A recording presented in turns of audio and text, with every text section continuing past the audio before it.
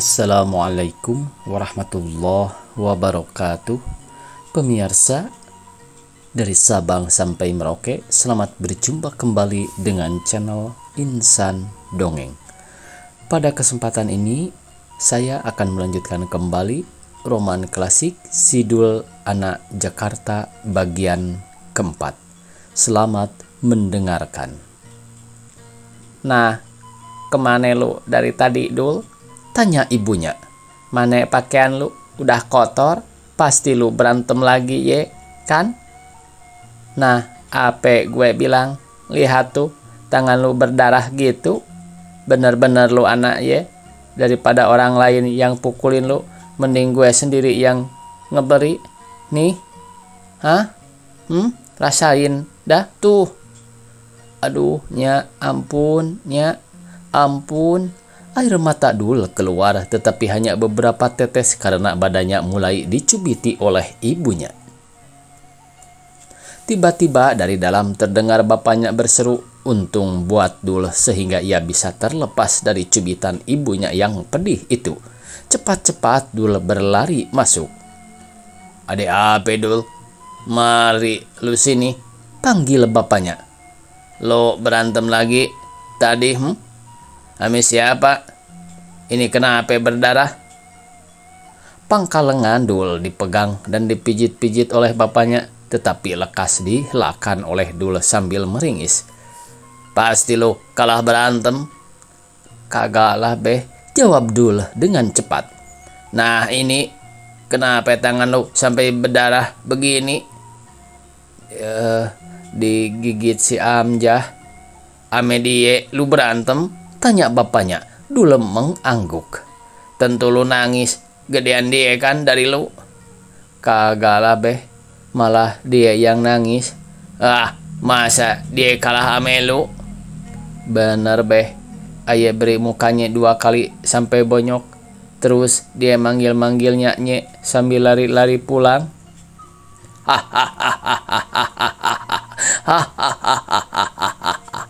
Bapak Dul tertawa keras. "Benar-benar dah lu, Dul. Hampir saban hari lu berantem. Udah gitu anak-anak yang gedean dari lu yang lu lawan. Kudunya lu jadi kurus. Tapi gue lihat lu makin gemuk aja. Tuh, perut lu makin belendung aja." Perut Dul yang belum berpakaian itu dipegang-pegang oleh bapaknya. Dul pun terkikik-kikik karena merasa geli.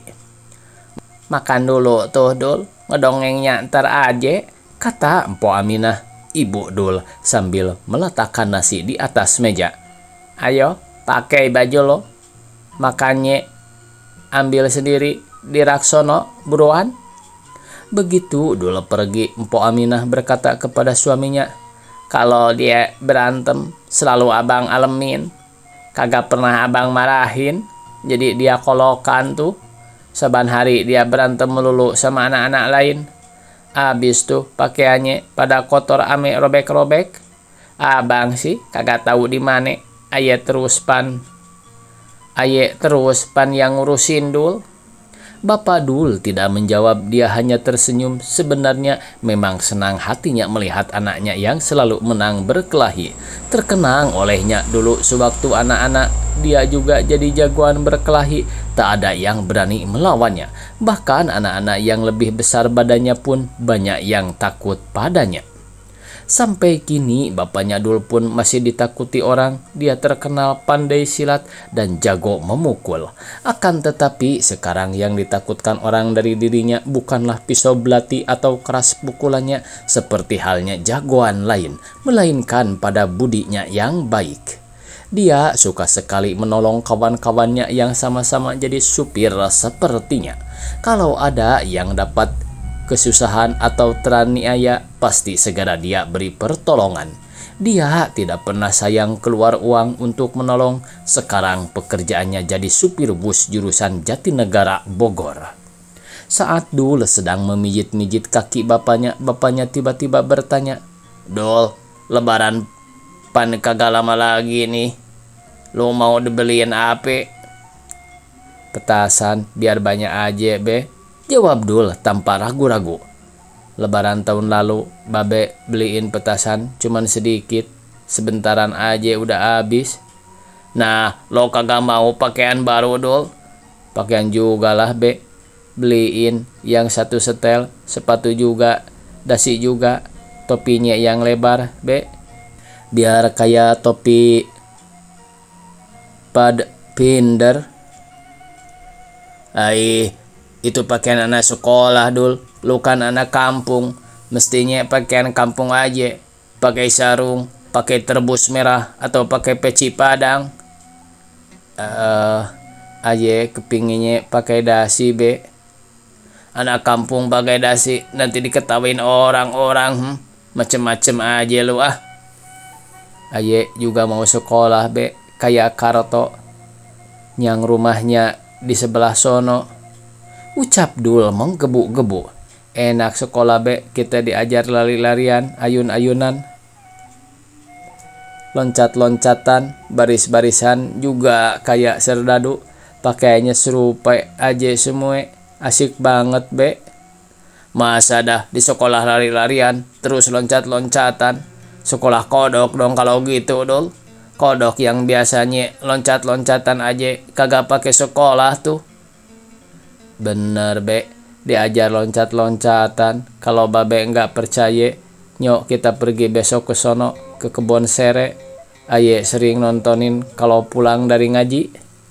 Oke, nanti habis lebaran lu boleh sekolah. Sekolah apa lu mau? Sekolah bajing loncat Dul. Masa sekolah bajing loncat be? Jawab Dul sambil tertawa.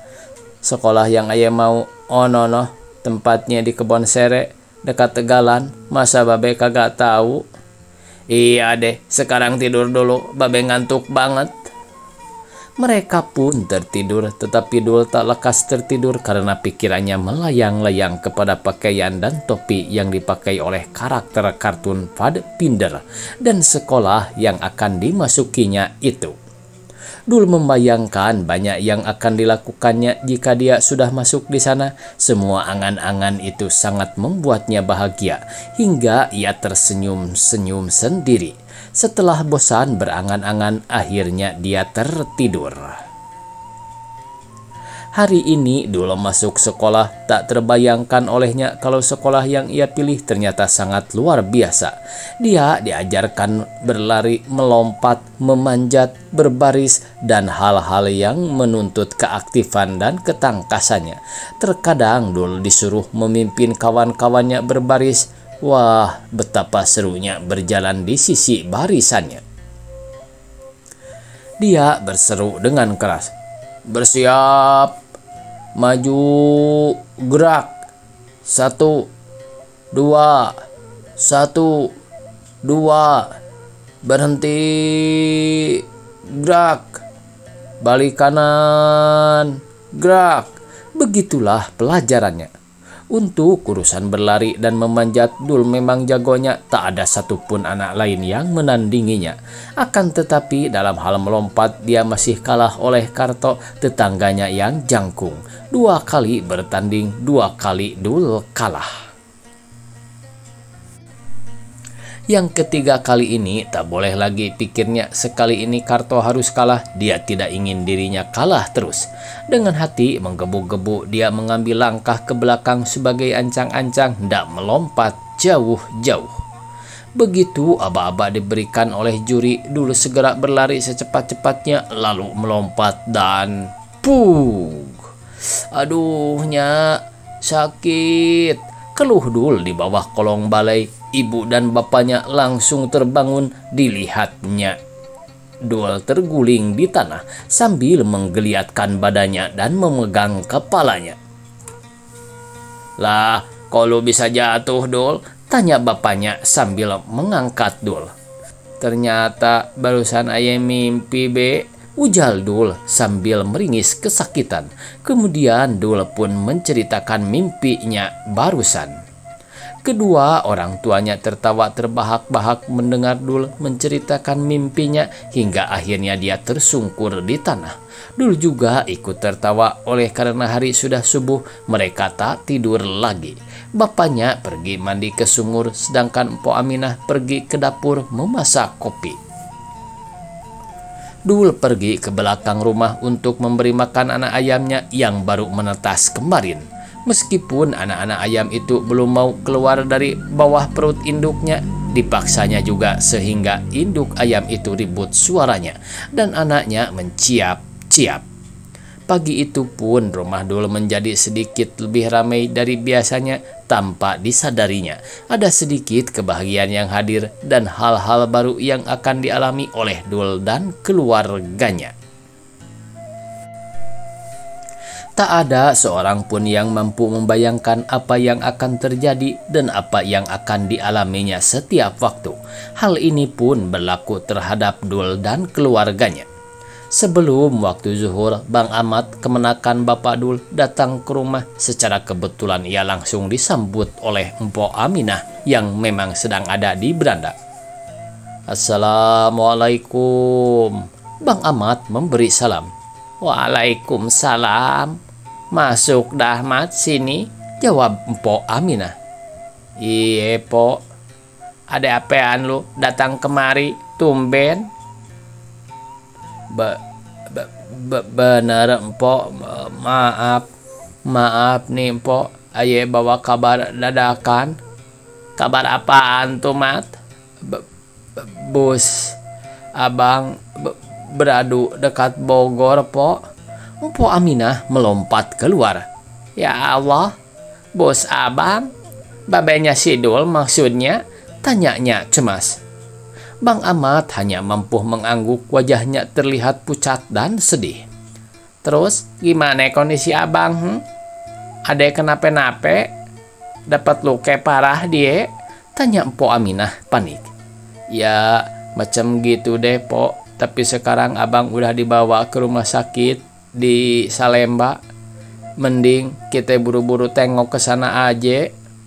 Mpok Aminah mondar-mandir tak jelas karena sangat panik. Setelah agak jernih pikirannya, baru ia mengajak Bang Ahmad pergi. Mpok Aminah tak lagi memperdulikan rambut dan pakaiannya yang berantakan. Perempuan itu kini hanya bisa terduduk lemas sambil menangis sesenggukan di bangku panjang yang ada di sudut koridor. Ia masih tidak percaya dengan apa yang dia dengar barusan. Kata-kata dokter itu seperti petir di siang bolong yang langsung menyambar ke ulu hatinya. Ya, Mpok Aminah harus menerima kenyataan bahwa ia harus merelakan suaminya, bapaknya Dul, untuk pergi selama-lamanya. Setengah jam yang lalu keadaan begitu genting. Orang-orang berjubah putih yang memakai masker di mulutnya keluar masuk ruangan tempat bapaknya Dul ditangani. Tidak ada satupun yang bisa dilakukan oleh Mpok Aminah saat itu. Jangankan melakukan sesuatu, untuk mengetahui kondisi suaminya pun ia tidak diberitahu oleh para perawat itu. Barulah 5 menit yang lalu seorang dokter keluar untuk mengabarkan kondisi bapaknya Dul. "Bagaimana kondisi suami saya, Dok?" tanya Mpok Aminah khawatir. "Sekuat tenaga dan segala upaya sudah kami lakukan, Bu. Tapi takdir Tuhan ternyata tidak sejurus dengan keinginan kita semua, Bu." "Jadi maksud dokter suami saya?" Mpok Aminah mulai kalut, wajahnya perlahan memutih. Ia seperti tahu apa yang akan dikatakan selanjutnya oleh dokter. Oleh karena itu ia tidak bertanya lebih lanjut. Mpok Aminah merasakan hatinya sesak bukan main, dengkulnya terasa lemas dan tubuhnya serasa tidak ada tenaga. Mpok Aminah menjatuhkan dirinya di tanah dan air matanya langsung bercucuran dengan sangat keras. Tidak lama kemudian barulah sanak famili mulai berdatangan untuk ikut menjenguk. Siang itu juga jenazah Bapak Dul dimandikan, disalati lalu dimakamkan di komplek pemakaman yang sama dengan keluarga yang terdahulu. Semalaman tersiar kabar sedih itu, lalu muncullah kabar angin tentang penyebab meninggalnya bapaknya Dul. Menurut cerita orang, kecelakaan itu terjadi waktu bapaknya Dul dari Bogor hendak ke Jakarta. Busnya dibalap oleh sebuah bus milik orang Bogor. Bus Bogor itu sengaja menghalangi jalannya. Berapa kali diberi tanda oleh Bapak Dul supaya orang itu jangan berbuat begitu. Tetapi tanda peringatan itu seperti tidak dipedulikannya. Bus bapaknya Dul tadi biarkannya lewat supaya semua penumpang yang ingin ke Jakarta didapat semua olehnya. Menyadari hal itu, hati bapaknya Dul menjadi panas. Bus yang dikemudikannya langsung tancap gas dan langsung melaju sangat kencang, seperti nyaris terbang. Tetapi bus Bogor itu tak mau mengalah, maka terjadilah pertarungan yang hebat. Tepat di sebuah tikungan, kedua bus itu tiba-tiba kehilangan kendali hingga akhirnya bertabrakan. Untuk sesaat terdengarlah jeritan yang sangat mengerikan. Pada detik selanjutnya, bus Bapak Dul menerjang pohon johar di tepi jalan hingga hancur. Orang-orang sekitar yang tinggal tak jauh dari tempat kecelakaan maut itu segera berlarian. Oleh orang-orang itu, Bapak Dul ditemukan dalam keadaan terluka parah, dari mulut dan hidungnya keluar darah, sedangkan keneknya patah kaki serta lehernya terluka parah oleh pecahan kaca. Beberapa penumpang ditemukan dalam kondisi luka-luka yang lebih ringan jika dibandingkan dengan sopir dan kenek. Masih di tempat yang sama, bus Bogor yang menghalangi laju bus bapaknya Dul masuk ke dalam selokan. Menurut saksi mata, supirnya mati seketika dan meninggalkan banyak penumpang yang terluka. Beberapa saat setelah kecelakaan, Bapak Dul segera dibawa ke Jakarta. Akan tetapi sayang, begitu sampai di rumah sakit, nyawanya ternyata tidak bisa diselamatkan. Seminggu sudah waktu berlalu sejak Bapak Dul dikubur. Setiap hari dan setiap malam masih ramai orang berdatangan untuk mengaji tahlil atau sekedar menjenguk ke rumah keluarga Dul. Banyak pula tetangga yang datang membantu memasak untuk tahlilan. Banyaknya orang yang berdatangan itu untuk sesaat mampu mengalihkan kesedihan Dul dan ibunya. Akan tetapi begitu waktu subuh tiba, Dul kembali teringat bapaknya. Biasanya subuh-subuh dia sudah dibawa bapaknya ke sumur untuk dimandikan, lalu diberi uang segobang untuk membeli nasi ulam. Saat subuh itu, Dul sangat merasa sedih. Untung Engkong dan nyainya sudah berubah peranginya. Mereka sudah sayang kepada cucunya itu dan sering memberi Dul uang. Padahal dulu mereka tak pernah berbuat begitu. Jika Dul duduk termenung karena teringat kepada bapaknya, nyainya segera berkata, "Dul, jangan gih, dah sana nih. Duit segobang buat lu jalan beli es." Namun 40 hari setelah kepergian bapaknya, orang-orang mulai jarang yang berkunjung untuk mengaji dan menjenguk mereka. Dul pun kini tinggal berdua saja dengan ibunya. Saat itu barulah dia tahu rasanya tidak mempunyai bapak. Waktu akan makan, waktu akan tidur, dan waktu bangun pagi-pagi sering Dul melihat ibunya menangis. Matanya bengkak, rambutnya kusut, dan pakaiannya sering berantakan. Tak ada bedanya dengan orang tak berakal. Dul sangat sedih melihat kondisi ibunya yang seperti itu. Lebih-lebih dia tidak bisa berbuat banyak.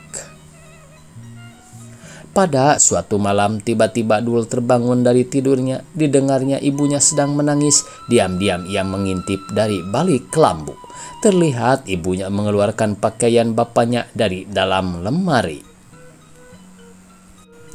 Air mata ibunya jatuh berderai-derai, membasahi pipinya yang pucat kurus. Bibirnya bergerak-gerak seperti orang meratap berbisik-bisik. Melihat itu, hati Dul tak tahan dan ikut menangis terseduh-seduh. Ibunya terkejut lalu berdiri menghampiri anaknya itu.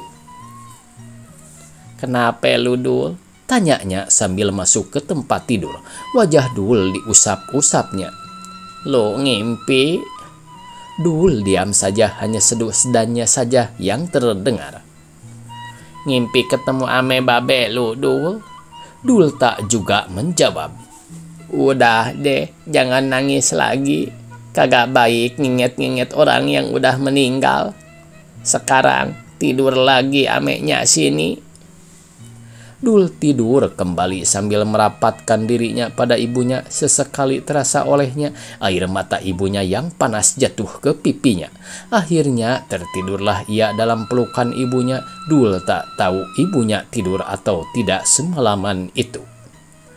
Pagi-pagi setelah Dul bangun, dilihatnya mata ibunya bengkak dan merah, parasnya berlainan dari biasa, bertambah pucat dan muram. Sebentar-sebentar terdengar dia mengeluh. Waktu Dul pulang dari mengaji, didapatinya ibunya masih berbaring di tempat tidur. Nya, sakit? Tanya Dul cemas. Kepalanya berasa sakit, Dul, jawab ibunya. Tolong dah lo pijitin. Dul lalu memijit-mijit kepala ibunya, dahi dan badannya terasa panas. Mpok Aminah jatuh sakit. Seharian itu ibu Dul tak keluar. Dul sangat sedih hatinya. Sebentar-sebentar ditengoknya ke dalam bilik. Jika masih didengarnya ibunya sedikit mengerang, agak senang hatinya. Tapi kalau ibunya diam saja, dia langsung merasa takut. 3 hari Mpok Aminah tak bangun-bangun. Hati Dul makin sedih sampai suatu sore Dul mendekati ibunya. Ia berdiri di sisi tempat tidur dengan ekspresi sedih. Nyak, kata Dul sambil memijit-mijit kepala ibunya. Apa lu, Dul? Ucap ibunya pelan. Dul memandang iba kepada ibunya, air matanya jatuh bercucuran. Ade apa, nak? Ucap ibunya lagi. Nyak, mau dahar nasi, boleh aye ambilin ye? Nanti aja, Dul, sekarangnya belum nafsu makan. Udah 2 hari Nyak kagak dahar nasi. Ya, soalnya Nyak kagak nafsu. Air teh aja dah ambilin. Dul berlari ke dapur mengambil secangkir air teh. Senang hatinya kalau ibunya meminta sesuatu. Dia jadi punya harapan bahwa ibunya akan lekas sembuh. Tapi kalau ibunya diam saja, dadanya terasa sesak dan membuatnya berpikiran yang buruk-buruk saja. Sudah sepekan Mpok Aminah sakit, tak mau makan sedikit pun, hanya air yang menghidupkannya. Badannya semakin lama semakin kurus. Dul pun tak banyak bicara lagi, kepalanya sudah penuh oleh pikiran yang buruk-buruk. Kadang-kadang berdirilah dia berjam-jam di sisi tempat tidur ibunya. Dia bersedih dan menangis. Jika Mpok Aminah melihat Dul bersedih seperti itu, disuruhnyalah anaknya itu pergi bermain keluar. Biasanya Dul pergi ke rumah Asnah. Selama di sana hatinya sedikit terhibur, tapi saat kembali pulang, hatinya akan sedih karena melihat ibunya yang semakin pucat dan kurus. Nenek dan kakek Dul sekali-sekali masih datang menengok, tapi mereka tak sempat bermalam di sana. Pernah suatu hari setelah 2 pekan ibu Dul sakit, ia diajak pindah ke rumah kakek dan nenek Dul supaya dapat dirawat dengan baik di sana. Tetapi ibu Dul menolak dengan alasan ia lebih nyaman tinggal di rumah peninggalan bapaknya Dul. Hal itu membuat kakek dan nenek Dul menjadi marah dan tak pernah menengok anaknya lagi. Dari dulu kakek dan nenek Dul memang sering marah kepada ibunya Dul karena tak menuruti kemauan mereka. Meski sebenarnya mereka tidak membenci anaknya itu, melainkan kepada menantunya yaitu Bapak Dul. Jadilah ibunya Dul terkena pelampiasannya juga. Oleh kakek dan nenek dari ibunya, bapaknya Dul disebut tak taat beragama karena jarang salat dan berpuasa. Menurut kedua orang tua itu, orang seperti bapaknya Dul tak perlu disapa. Waktu hari raya Idul Fitri, bapaknya Dul pernah terlambat pergi untuk sowan ke rumah mertuanya itu. Mereka sangat marah. Mereka menyebut perbuatan Bapak Dul perbuatan orang yang tak tahu adat. Sejak saat itu anak dan menantunya tak ditegur lagi. Terlebih bapaknya Dul tak pernah memberi hadiah atau buah tangan untuk mertuanya, sehingga mereka pun semakin membencinya. Setelah hampir sebulan Ibu Dul sakit, perlahan-lahan kondisinya mulai membaik, tapi kakinya jadi lumpuh sehingga tak dapat berjalan. Selama itu pakaian, perhiasannya, bahkan perabotan rumah banyak yang terjual untuk keperluan sehari-hari dan membeli obat. Suatu hari Mpok Aminah mencurahkan keluh kesahnya kepada Dul.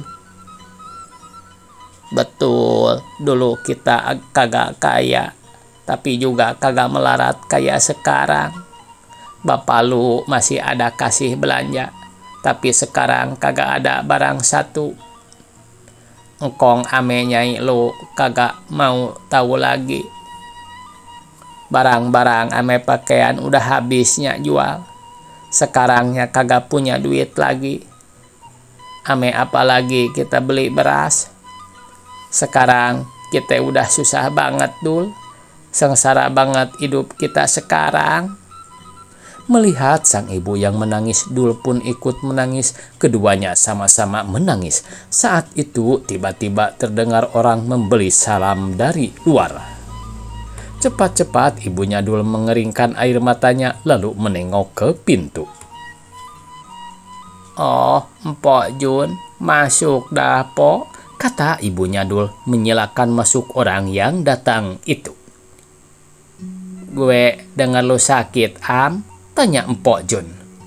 Benar, Po, hampir-hampir aja. Aye kagak ketulungan, udah 2 bulan aye kagak keluar dari rumah. Sekarang gimana? Udah segeran belum? Berkah juga Tuhan kasih, Po. Cuman tenaga belum ada. Ya gini deh, Po.